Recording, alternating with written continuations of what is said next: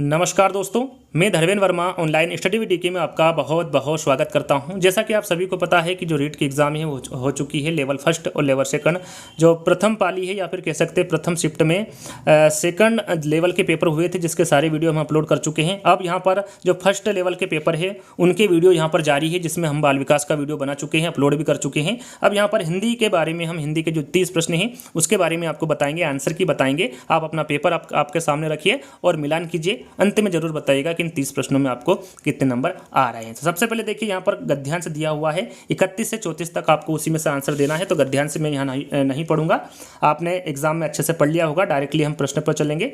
विद्वान का स्त्रीलिंग, यहाँ पर देखिए विद्वान का यहाँ पर स्त्रीलिंग पूछा गया है। क्या है? महिषी है, विदुषी है, ज्ञानी है या फिर विभूषी है। तो यहाँ पर आपका राइट आंसर क्या होगा? विदुषी। याद रखिएगा, विद्वान का जो स्त्रीलिंग होगा वो क्या होगा? विदुषी होगा।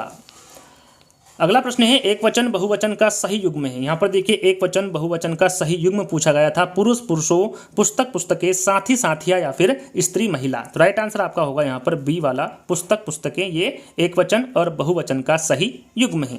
तीसरा प्रश्न पूछा गया है हिंदी में, उद्धत शब्द का सही अर्थ है। यहाँ पर उद्धत शब्द का सही अर्थ पूछा गया है। अनुपम है, व्याकुल है, तैयार है या फिर परिश्रमी है। तो राइट आंसर आपका क्या होगा यहाँ पर? तैयार। उद्धत शब्द का सही अर्थ तैयार होगा।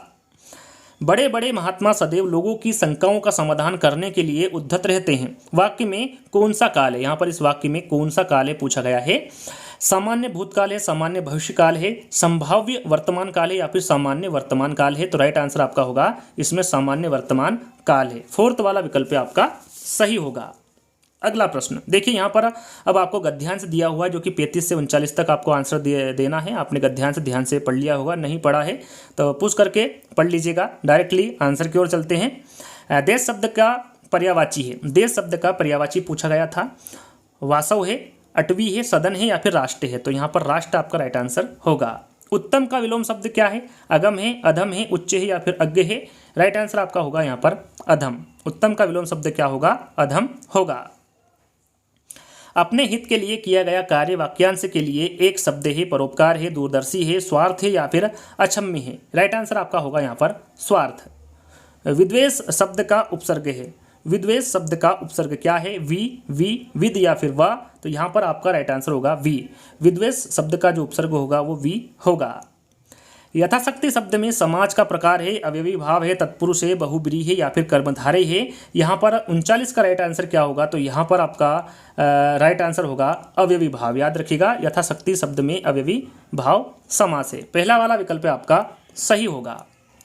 अगला प्रश्न है, मुहावरे के प्रयोग से बने वाक्य का सही विकल्प चुनिए। यहाँ पर देखिए, आपको सही विकल्प चुनना है। सुरेश की तो अक्ल मर गई है, बंद कमरे में उसका दम फूलने लगा है, दोनों भाई खेत के स्वामित्व के लिए लाल पीले हो रहे थे या फिर चोरी करते पकड़े जाने पर उसकी नाक झुक गई। तो राइट आंसर आपका यहाँ पर क्या होगा?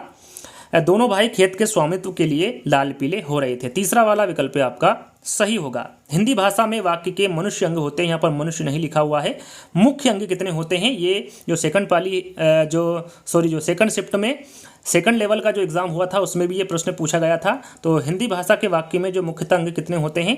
2 होते हैं, उद्देश्य और विजय। यहाँ पर पहला वाला विकल्प आपका सही होगा। खुद श्रीमान बैगन खाए, औरों को परहेज बताएं। लोकोक्ति का सही अर्थ क्या है? यहाँ पर देखिए, सही अर्थ पूछा गया है। कहने से जिद्दी व्यक्ति काम नहीं करता है, बैगन खाने के नुकसान बताना। उपाय वही अच्छा जो कारगर हो, केवल दूसरों को सलाह देना लेकिन उसे व्यवहार में न लाना। तो राइट आंसर आपके सामने है, केवल दूसरों को सलाह देना लेकिन उसे व्यवहार में न लाना। परोपकार में किस संधि का प्रयोग हुआ है? वृद्धि संधि का, गुण संधि का, यण संधि का या फिर अयादि संधि का। सरल सा प्रश्न है, सभी को इसका आंसर पता होगा। राइट आंसर क्या होगा? गुण संधि। बी वाला विकल्प आपका सही होगा। अगला प्रश्न, मुझे विश्वास है कि उन्हें किसी अन्य बंदी से नहीं मिलने दिया जाता था। उक्त वाक्य है, सरल वाक्य है, मिश्र वाक्य है, संयुक्त वाक्य है या फिर साधारण वाक्य है। तो यहाँ पर जो दिया गया वाक्य है ये मिश्र वाक्य के अंतर्गत आएगा। आपका जीवन सुखमय हो, अर्थ भेद के आधार पर यहाँ किस प्रकार का वाक्य है? विधानवाचक है, इच्छावाचक है, संकेतार्थक है या फिर आज्ञावाचक है। तो राइट आंसर आपका होगा इच्छावाचक। यहाँ किस प्रकार का वाक्य होगा? इच्छावाचक वाक्य होगा। जिस समाज में सामाजिक पद के दोनों पदों में विशेषण विशेष या उपमेय उपमान का संबंध हो वहाँ है द्विगु समास, द्वंद्व समास, कर्मधारय समास या फिर बहुब्रीहि समास। इसमें कौन सा समास होगा ये आपको बताना है। तो इसमें होगा कर्मधारय समास। कौन सा समास होगा? कर्मधारय समास होगा। डॉक्टर चंद्रा अदम्य साहस की धनी थी। वाक्य में रेखांकित शब्द में विश्लेषण है। कौन सा है? साहस में परिमाणवाचक है, व्यक्तिवाचक है, संकेतवाचक है या फिर गुणवाचक है? राइट आंसर होगा इसमें गुणवाचक विशेषण है। तो यहाँ पर डी वाला विकल्प आपका सही होगा। निम्नलिखित में से उद्धरण के लिए प्रयुक्त किया जाने वाला चिन्ह, यहाँ पर उद्धरण के लिए किया जाने वाला जो प्रयुक्त चिन्ह है वो कौन सा होगा? तो यहाँ पर जो बी वाला विकल्प होगा वो आपका सही होगा। उस शिक्षा शास्त्री का नाम बताइए जिन्होंने कहा था कि स्कूल एक बाग है, अध्यापक एक माली है और बच्चे पौधे के समान है।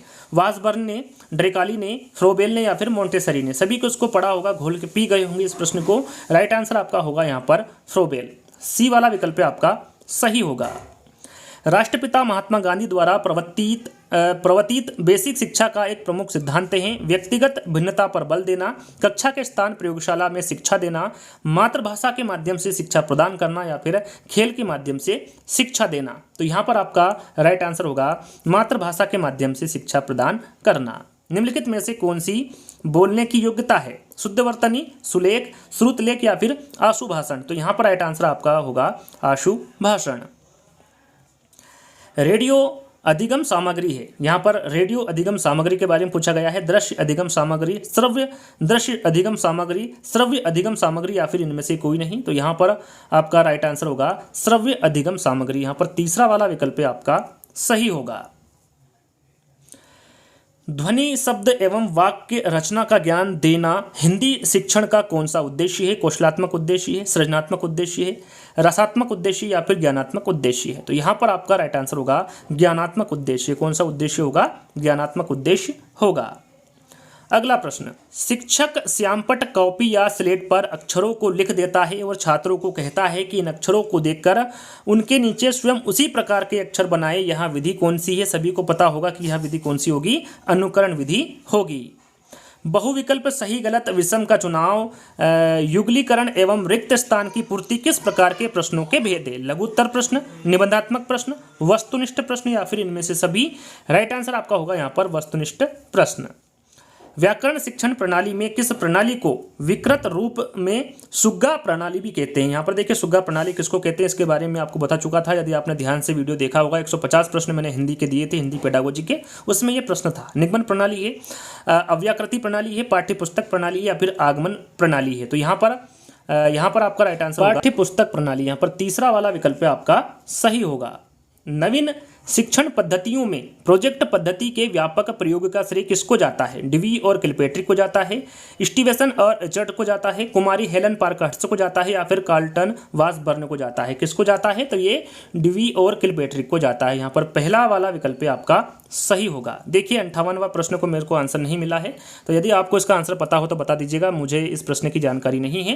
तो 58 का आंसर मुझे नहीं पता है, तो इसका आंसर यदि आपको पता है तो कमेंट्स के माध्यम से बता सकते हैं। तो यहाँ पर अगला प्रश्न हमारा पाठ्य पुस्तकों के उद्देश्य के अंतर्गत पाठ्य पुस्तकें शिक्षक या बालकों के लिए हैं, साध्य नहीं वरन साध्य हैं। पुस्तकें शिक्षक व शिक्षार्थी के लिए साध्य है। अध्यापन हेतु साध्य एवं साधन है या फिर साधन कम साध्य अधिक है? तो यहाँ पर राइट आंसर होगा साध्य नहीं वरन साधन है। अंतिम प्रश्न, भाषा शिक्षण में उपयोगी श्रव्य दृश्य साधन है रेडियो, अभिनय, श्यामपट्ट या फिर पोस्टर? तो यहाँ पर आपका राइट आंसर होगा अभिनय। याद रखिएगा भाषा शिक्षण में उपयोगी श्रव्य दृश्य साधन के अंतर्गत कौन आएगा? अभिनय आएगा। तो यहीं पर जो हिंदी का जो हमारा पेपर था वो यहीं पर समाप्त होता है। आपको कमेंट्स के माध्यम से बताना है कि आपको कितने नंबर आ रहे हैं। मैं आशा करूंगा कि आपको 30 में से 30 अंक प्राप्त हो, फिर भी आप कमेंट्स के माध्यम से बताइएगा कि इस हिंदी के पेपर में आपको कितने नंबर आ रहे हैं। तो जल्दी ही दोस्तों एक जो इसका अगला पार्ट है उसमें जल्दी ही मिलते हैं। जब तक के लिए धन्यवाद।